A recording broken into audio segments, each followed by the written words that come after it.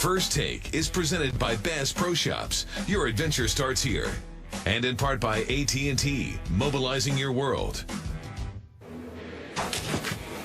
After starting 57 straight games for the Colts, including the playoffs, Andrew Luck will miss his second straight game tonight versus the Texans. According to our Adam Schefter, Matt Hasselbeck will get the nod in his place. Stephen A., how worried are you about your Super Bowl pick, or is this just a mere bag of shells? Well, I've already given up on them as my Super Bowl pick, which I announced last week. They just look like a shell of themselves. They're not what they're supposed to be.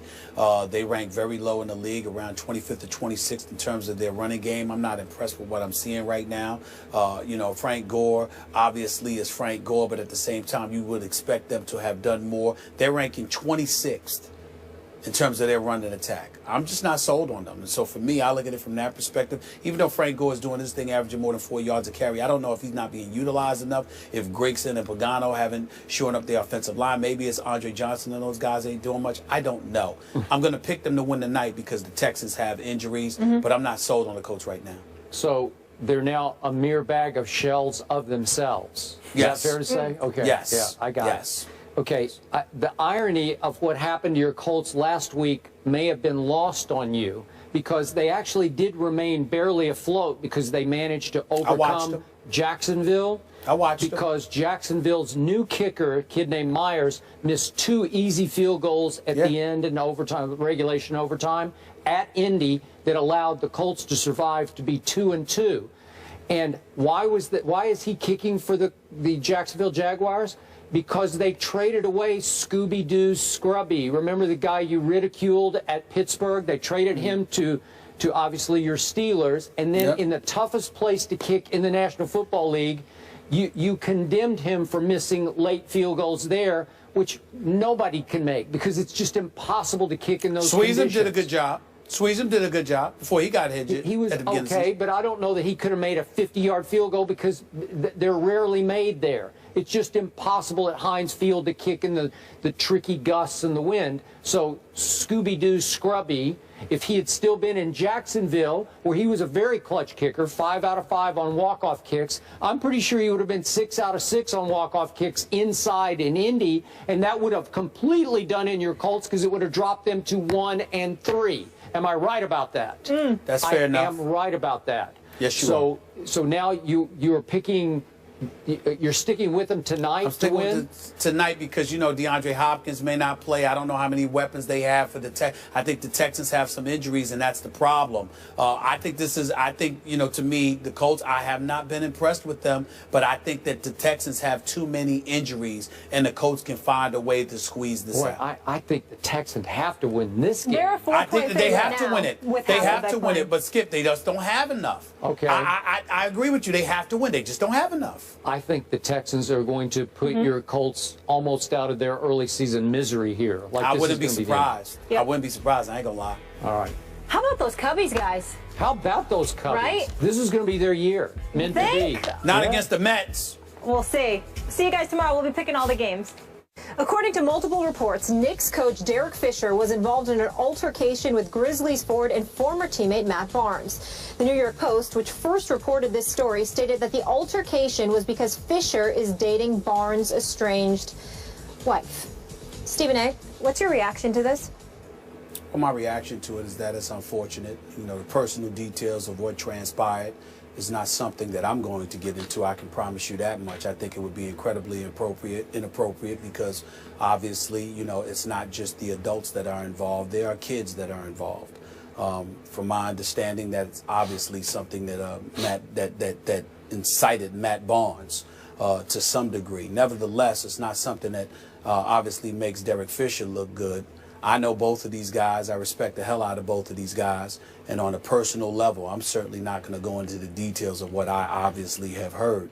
But what I will tell you is that if you're Derek Fisher, you know, regardless of how Matt Barnes looked because of his checkered past in terms of, you know, saying something to James Harden's mom and, you know, some of the things that he has spewed to other folks in the stands on occasion, the person that really looks bad to some degree is a Derek Fisher. You are the coach of the New York Knicks, and although you were out in California to see your family, your children, you remember he filed for a divorce last March.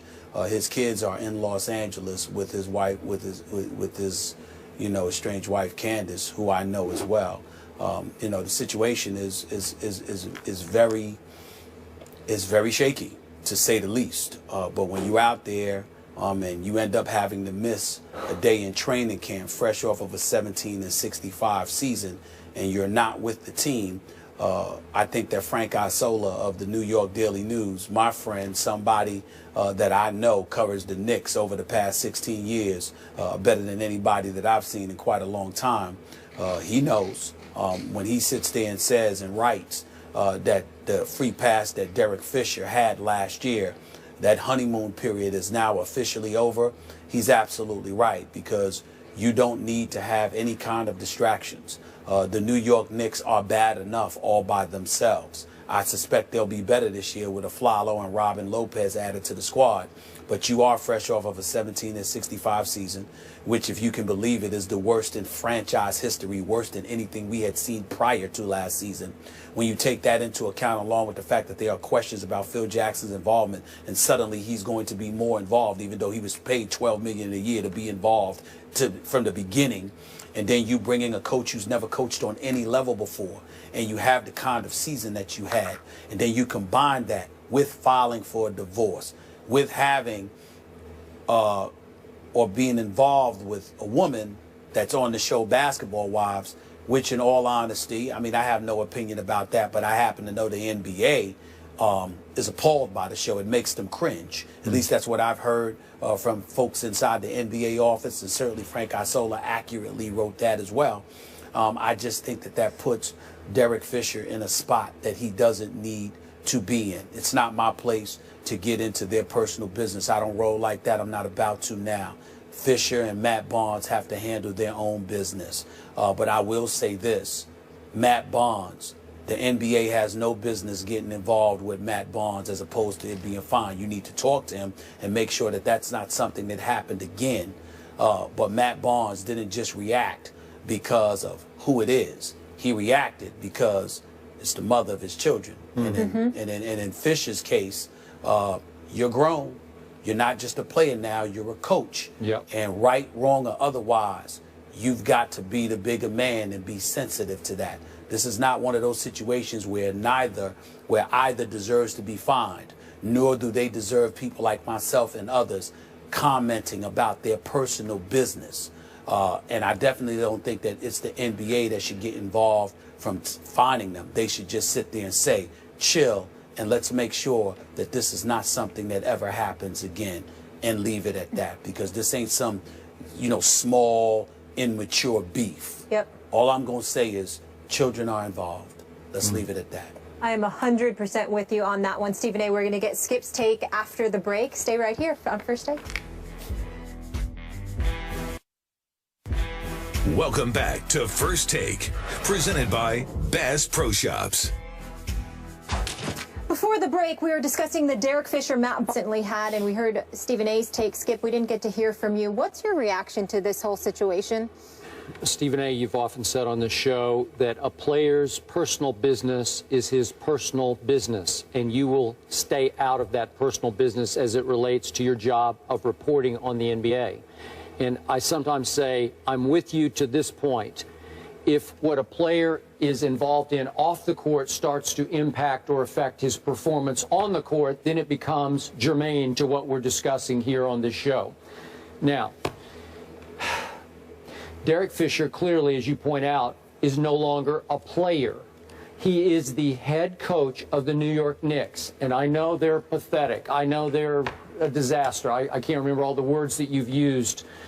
What's your favorite expression about the Knicks? They're a travesty or whatever they are. All those a basketball abomination. Yeah, basketball but abomination. They'll be better this year. Okay, fine. I get that, but they're the once storied New York franchise that has a great but distant past and tradition. And Derek Fisher has to accept that he has now a new responsibility to be the face of that franchise right now. I know Carmelo is too, but Derek Fisher, is the new head coach, has to assume that he's the face of the franchise and the tone setter for that franchise.